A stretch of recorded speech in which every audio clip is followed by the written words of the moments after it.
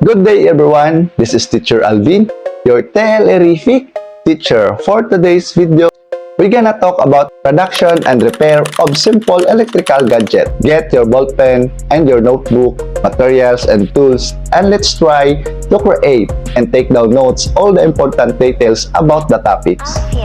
Let's go!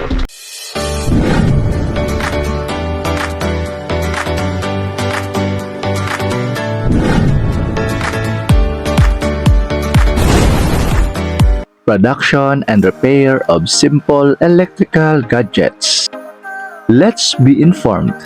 This lesson will discuss the different tools and materials used in constructing simple electrical gadgets, and their uses are also identified. Proper safety and health practices is making these gadgets will be observed. Tools and materials needed in making simple electrical gadgets. Pliers. Pliers such as long-nosed and side-cutting pliers are used to hold, bend, cut, and twist objects and wires.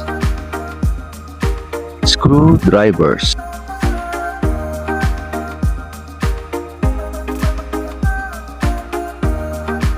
Screwdrivers such as flathead and Phillips head screwdrivers are used to drive and remove screws. Wire strippers. Wire stripper is used to remove insulation of wire from gauge.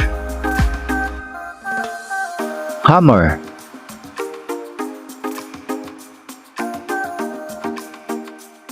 Hammer is used to pull and drive out nails. We have claw hammer and ball peen hammer. Electric drill.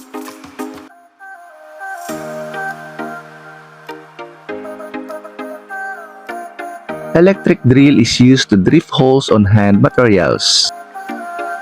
Soldering tools. Soldering tools such as soldering gun and soldering iron are used to make splices and top connections of wires.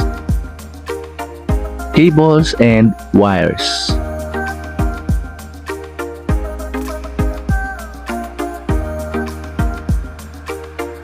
Cables and wires are the common materials needed in making electrical. Electrical tape. Electrical tape is used to protect electric wiring for insulation. Male plug. Male plug is a device inserted in a socket to make an electrical connection. Simple electrical gadgets and their uses.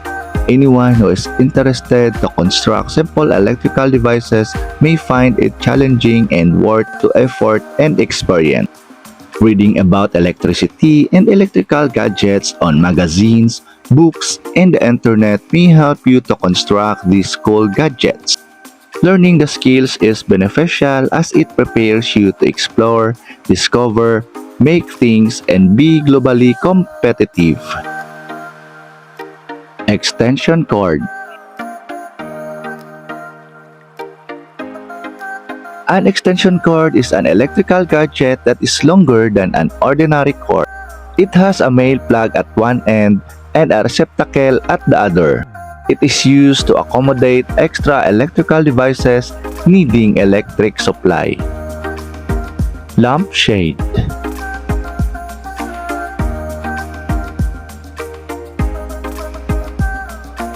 A lampshade is a type of fixture that covers a light bulb to diffuse emitted light.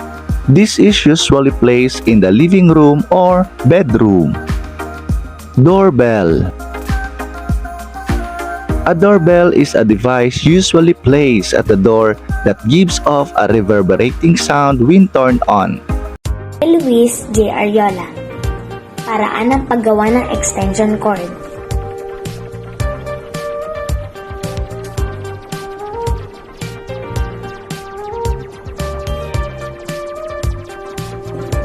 Ihiwalay ang electrical wire ng dalawang parte sa habang 10 sentimetro. 2. Balatan ang insulator ng 2 sentimetro. 3. Luwagan ang tornilyo ng female plug at buksan ang takip nito. 4. Ipasok ang wire sa female plug. Ikutin ang pagkabilang dulo ng wire para maiwasan ang pagdidikit. Higpitin ang tornilyo para hindi lumawag ang wire. 5. Ibalik ang takip ng female plug para hindi nakatiwangwang at baka magdulot ng electric shock. 6. Ulitin ang paraan hanggang 1 hanggang 5 sa kabilang dulo ng electrical wire sa pagkakataong ito ay male plug naman. Thank you. Sana ay may natutunan po kayo sa aking munting proyekto. Maraming salamat sa panonood. Safety and health practices in making gadget. Many accidents happen at the work involving electric shocks and burns. Faulty electrical wirings can also lead to fires, injuries, and much worse, loss of life, equipment, and property. This lesson will give you information on how to reduce the risk and some reminders on basic electrical safety and more secured working practices. Here are some safety rules to follow. Never run in the shop to avoid slipping, falling, or bumping into others who are working with sharp tools. Wear face shield, goggles, or safety glasses while working. Never hold a project in your fingers. Use clamp, drill press vise, or pliers to hold it. Do not attempt to operate a machine or gadgets if you do not know how to use it properly. Ask help or assistance from your parents or teacher.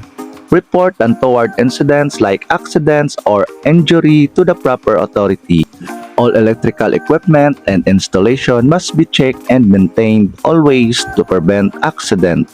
Provide enough sockets outlets for equipment in use and avoid overloading them to prevent fire. Provide an accessible switch with emergency off button near a fixed equipment to cut off power in an emergency. Keep all cords away from areas where water is present. Make it a habit to turn off electric gadgets and equipment when not in use. Never allow electric wires to run under carpets where they cannot be seen because of tripping hazards. Pull the plug and knot the cord from an outlet. Make sure to work in a well-lighted area. Use gloves and appropriate safety footwear when using electric tools. Keep cords away from heat, oil, and sharp edges. Let's explain. What are the hand tools and materials that can be used when working on an electrical gadget? When do we use extension cord? Why do we use lampshades? Why do we install doorbells in our houses? Give and explain the safety practices in doing electrical gadgets. Let's remember, tools and materials in making simple gadgets must be identified to understand their functions better. Always observe strictly safety and health practices while at work. Use appropriate tools, materials, and PPE or personal protective equipment while working.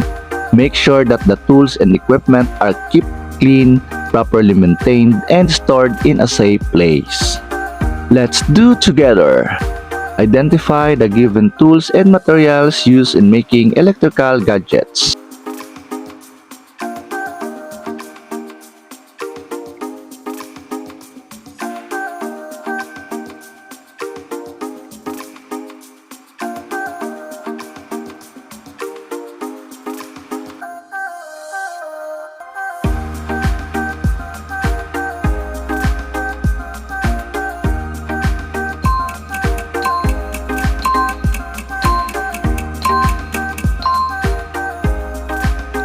Demonstration and redemonstration on the safety and health practices.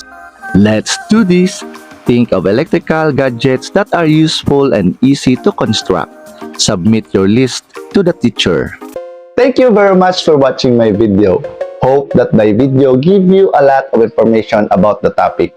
And shout out to grade 6 Sampaguita, grade 6 Lirio, grade 6 Camia, grade 6 Orchids, and grade 6 Daisy. And adios, amigos!